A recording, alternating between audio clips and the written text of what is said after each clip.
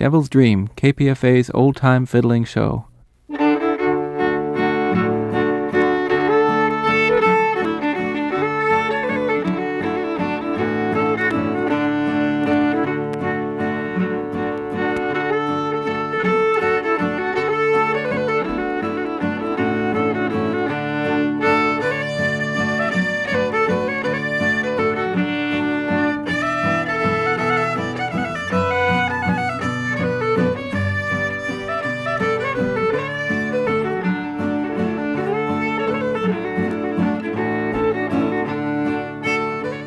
We're listening to Benny Thomasson and a tune called Midnight on the Water.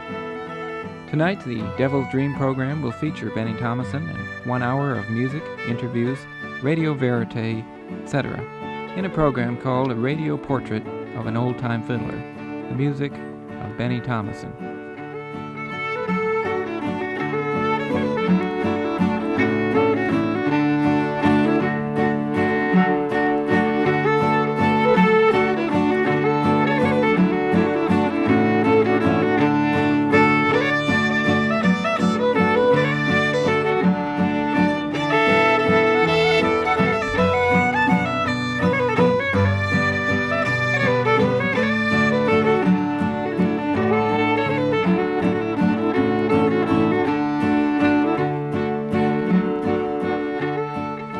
Portrait in sound is drawn from many sources. Much of the music we will hear comes from 3 albums: Texas Hoedown on County Records, Benny Thomasson Fiddling from the Big State on County Records, and a jam session with Benny and Jerry Thomasson on Voyager Records.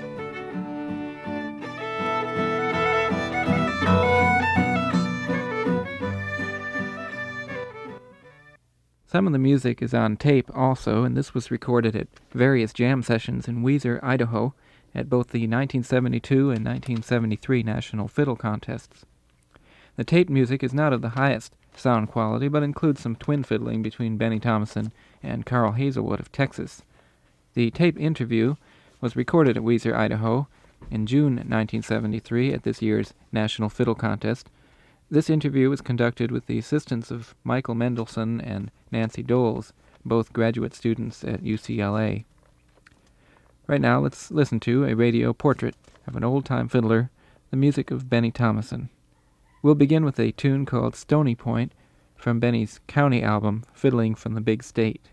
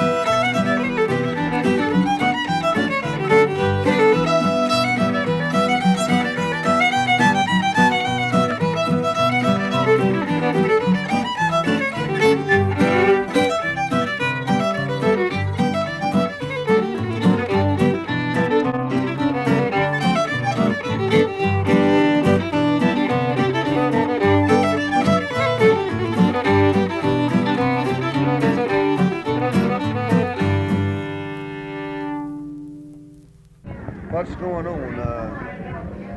Well, we just want to ask you something about fiddling. How long have you been fiddling? I've been fiddling for, let me think just a minute, about 59 years. And did you learn it from your family? From my family, yeah. You see, all of my aunts and uncles, granddad and grandmother, and my dad and my sisters and brothers were fiddlers and musicians. Some of it had to rub off somewhere, I guess. Where was this, Manny? Well, I was born and raised in Texas. What part? Well, in about the central part.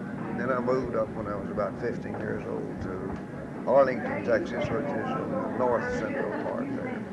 Gatesville, Texas is where I was. Yeah. That's down where the state reformatory is. Of course, I never did get in there and things like that. It kept you busy fiddling, so yeah, keep out of trouble. So much there, and I didn't get into it there. Did they? Go on. That's all right. Go on. Did they have fiddle contests in those days, or was fiddling just something people did when they got together? And no, strange as it might seem, they was having fiddling contests there. And my dad, 30, 40, 50 miles seemed like plumb across the United States back in those days. But he'd make it some way to get to those fiddling contests. And he was pretty sharp. He'd come out in the top just about all the time. Do you play similar to the way your dad played? Well, no. I tell you what, see those old tunes back in those days were just little two-part tunes, and they never had any variation to them. Now I play the same old tunes, but then I have arranged variations of the same parts in different positions on the fiddle, see. And, like you'd be playing an old tune there, like Dusty Miller or something, a low part there, and then you can run up on your higher positions and make it sound, get a little bit different variation, and get a good sound out of it. It don't make it come back to the same old monotonous two-part deal, Right. I hear a lot of people doing your tunes now. Well, yeah. You seem to be quite popular. Well, I tell you what, I started out, I'm a lot older than a lot of these boys, and I started out in Texas from the time I can remember to improving on these old tunes, you see. Improving, working them over, just kept on, and there's no end to what you can do to them. I just keep working on them. And from the time I started until now, I'm still working on improvements. And the big percent of the fiddlers just takes a tune, that's all it is to it, just play it. See, they don't try to make any improvements, they play it just over the same way every time.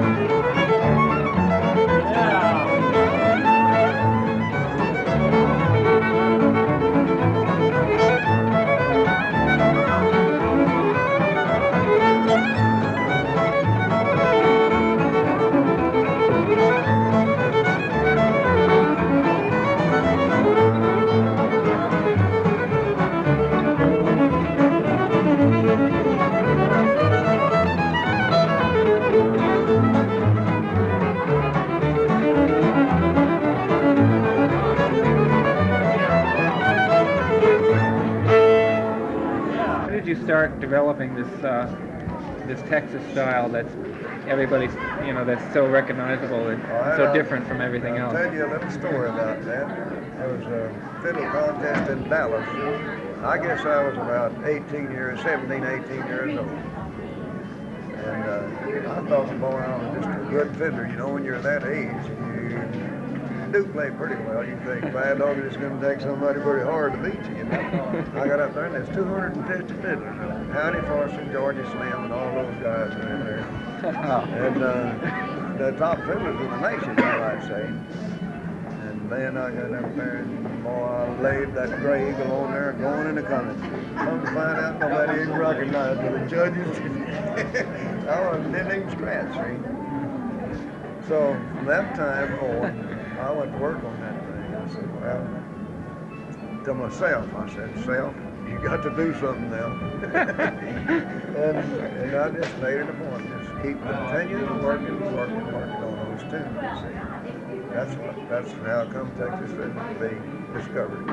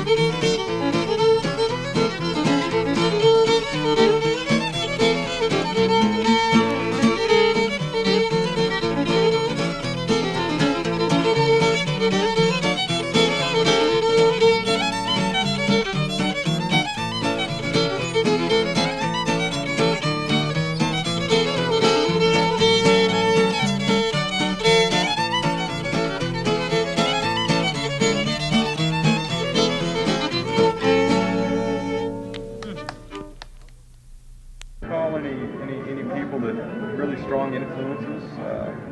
Anybody in particular? Well, I'd say that, yeah, there was quite a few. Major Franklin was one of my strongest influences. Old Eck Robertson, you heard of him. Yeah. Gilliland, they was old fiddlers. Matt Brown was the one that actually made Done and Gone. Didn't he do Lime Rock? Oh, yeah. Lime Rock. He Yeah, I did read about Lime him. Rock. Good too. And Matt and Kelly made the Kelly Waltz. They used to call it the Kelly Brown Waltz. And my dad, I've seen those people when I was just real young. I don't remember them, but my dad was playing with them. They're the ones that made the Kelly Waltz and a bunch of those old tunes. What about swing? Do swing fiddle? Did any of that creep in? Oh yeah, I got into that when I went playing for dances and stuff like that. See, and I was in demand to play with different type bands there.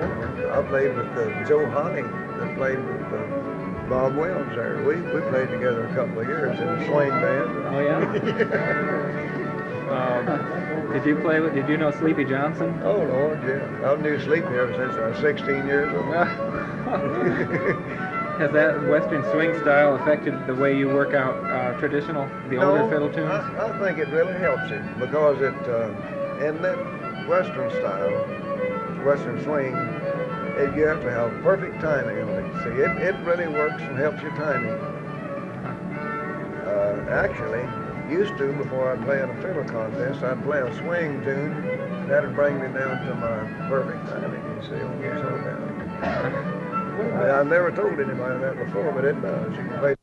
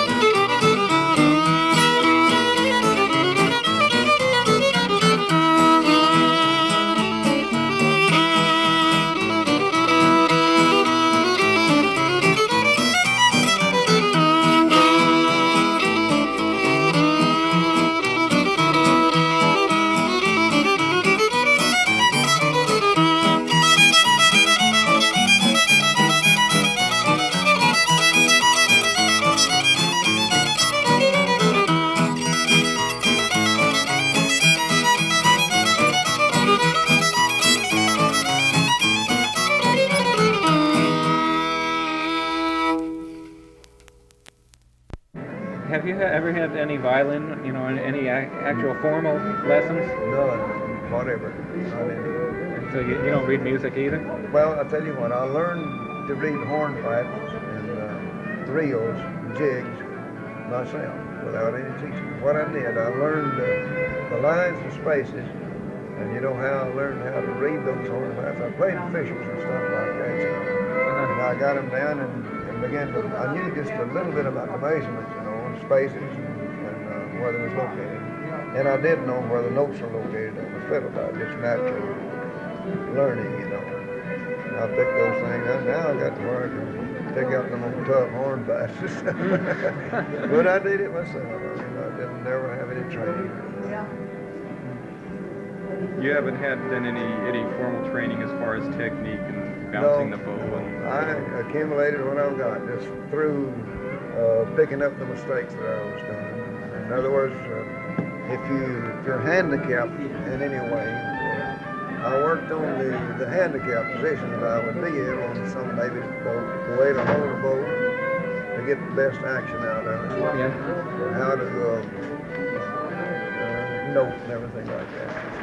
And you must listen to a lot of different kinds of music. Oh, I have. Any kind that's good, I listen to it. Yeah. And when they do a good job of it, I don't care what it is. It's good to me.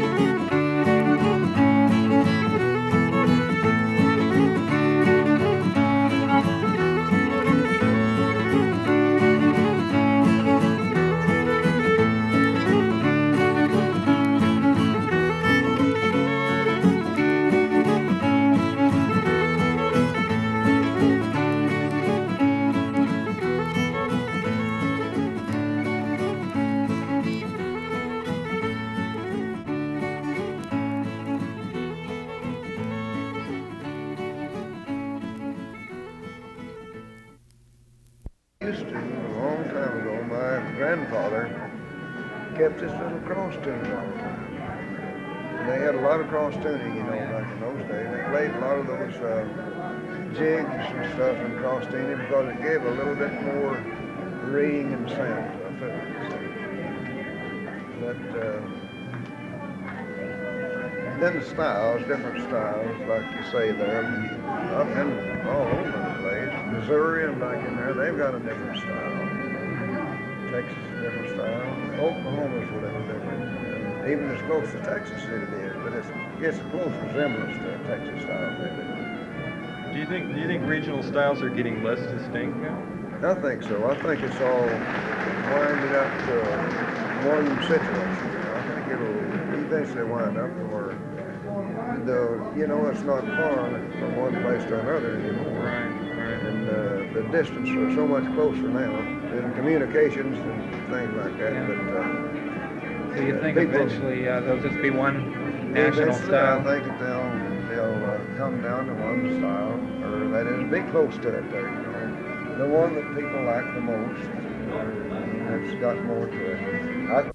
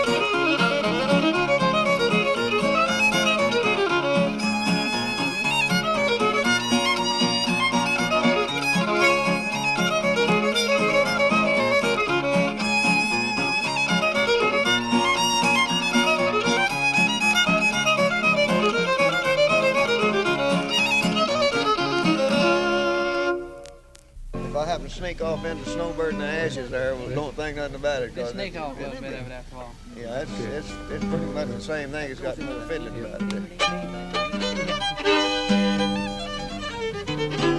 Where's it going? Up.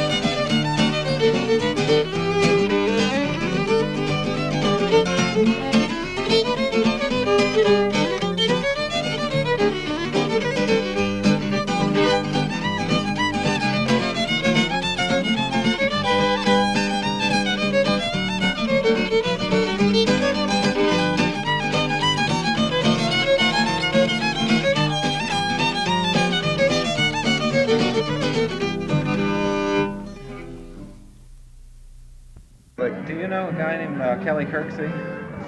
Do you know about him? yeah. What's new with Kelly? What's new with him? Yeah, He's pretty sick. He can't get around too well. what I understood Where does sometimes. he live? Santa Rosa, California. I know that Kelly Kurtz. He's His name's he awful. started the Federation of Old-Time Fiddling Judges. Yeah, that's right. And I was talking to him, and he has some very conservative ideas about He has a fiddling. grandson that's a pretty good fiddler. Yeah, Tim too. Rude. Yeah. Yeah, He's this is down- Los he's down in Angeles. LA area. Yeah, He Glendale. isn't here this year. Yeah. No, I guess not. I thought he was going to come out. But he thinks some of these contests are, in his opinion, they're ruining old-time fiddling. He says the real old stuff, the way they used to play in the dances there, people aren't playing that Depends on anymore. what age group Well, you're in. yeah, Well, that's it. maybe. Now, if you're 90, Right you're there. about If you're 90. if you're up in the 90s or somewhere like that, that's just like the Wright brothers started out with that old plane that they couldn't hardly get off the ground, you see. They made several attempts to get that thing off the ground. And, young people coming up, learning to fiddle, they want to do everything they can in more modern ways. Times changed. And I think that as the time changes, music should change to fit the time. I mean, they'll take these two that I play now, and 30, 40 years from now, I couldn't even touch them on there. See, well, I like that. I mean, it'll be fine. I don't want to stick with just the same old, stay in a rut all the time. Of course, now, it's like George Davis found New Mexico, and he told some of them down there, they made mention of the same situation. They're like sticking to the old traditional tune. Well, we play the old traditional tune, but we just got them sort of greased up a little bit and smooth. Streamlined. Yeah, streamlined. Well, I think a lot of people are saying they should preserve the old ones before they completely Well, fade it'd be away. good. It'd be good too, and then they could go back and listen to them on a tape or something, or on a record or something. It's good preserving things like that, old traditionals. That's the reason why it's kind of hard for a guy like me to get up and win a fiddling contest where that is in order there, you see. I went to Billings, Montana, and played a job out there about a month or two ago, a couple of months ago. And I gave a fiddle workshop there. It was the first one they'd ever had. There's a lot of old people up there, old fellas that plays the fiddle they used to play. And I explained the old tunes like they were played back then, and played a part of an old tune, Turkey in the Straw. I use it for an example. And these old fellas, they just didn't like it much at all to start with, see. I played it just the old plain way, and then I just went all over it, and played a good, pretty sounding Turkey in the Straw. They began to smile, They said they was going to get their old fiddles out and start back to playing the fiddle and trying to get with it.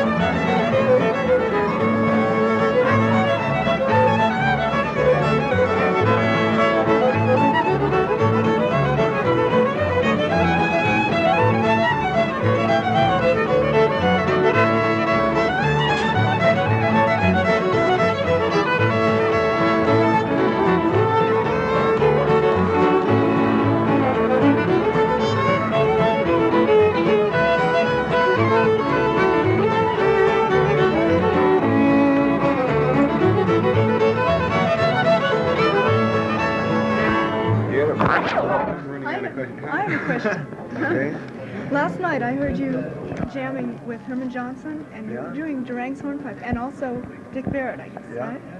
And I noticed that your version and Herman Johnson's version of Durang's hornpipe was pretty close, but his was different. And I heard somebody say that was listening say, "Oh, he plays it the old way." I was really Said curious. that I played it the old way. No, said that Dick Barrett played it the old way. Was it Dick or was that Roy Lee? Roy Lee County. Was it Roy? Is that Yeah, what it that's was? Roy County. Oh, I thought. Well, I no. wasn't sure. He's just got a different version on it there. He's Because I was curious. Well, I heard somebody say it was the old way, and I. well, now most of it was. I mean, he left out. There's one little part in there that we don't ever play the old way. It goes down into a different key there. I mean, I can play it note for note like it used to be played still. But then I skip away from it on account of there's just so much more to it. So When we you got a better don't go chord to- arrangement there the way I fixed it. Where does the old version come from? Or does it Well, it's no any regional Scotch Irish tune. It comes from over there. over there? Yeah. Most of them.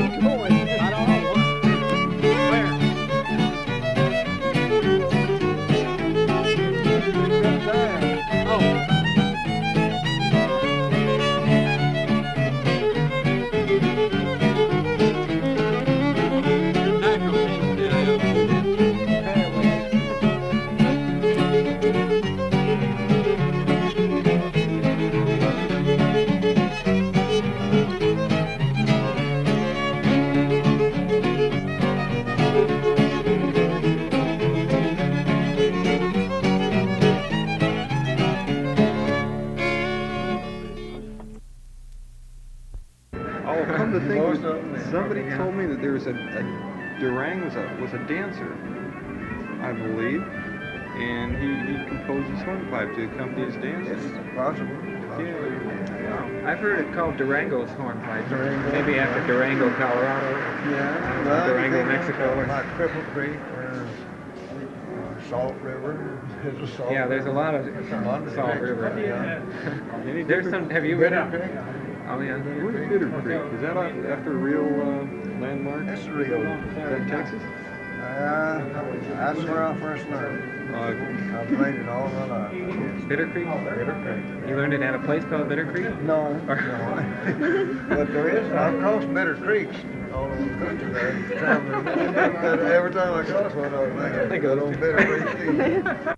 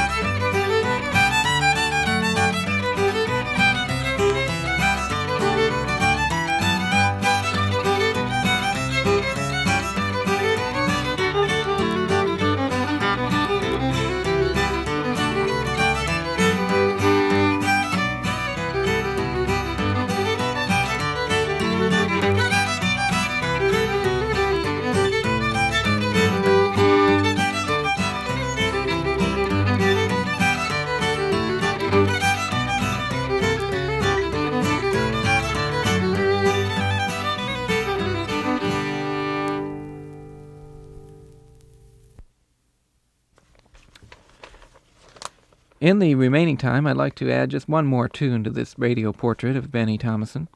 This is an old Texas tune called Dry and Dusty, played in an old cross-tuning style, much like Benny's grandfather might have played it. Dry and Dusty pretty well describes the north-central part of Texas where Benny lived for so many years. He now lives in retirement in Kalama, Washington, near Portland, Oregon, not as a retired fiddler, but as a retired laborer. Benny has never been a professional musician, in spite of his influence over scores and scores of fiddlers all over the United States.